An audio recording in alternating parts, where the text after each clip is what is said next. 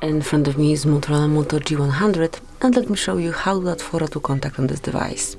So first of all, just open your phone dialer, then select the contact that you would like to add this profile picture to, and select Edit Contact. And now just click on camera icon, here it is, and you can either take a photo or choose something from your gallery.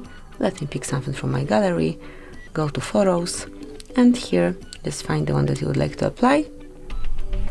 Okay, so let me try one more time, as there's some issue with this one. Okay, still not able to download this picture. Okay, so let me pick this plant picture. Then you can rotate it also if you want to, you can crop it as only you wish, and then tap on Save Copy.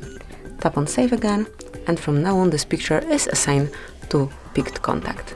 And that would be all. This is it. This is how you can add photo to contact in your Motorola. Thank you for watching. Please subscribe our channel and leave the thumbs up.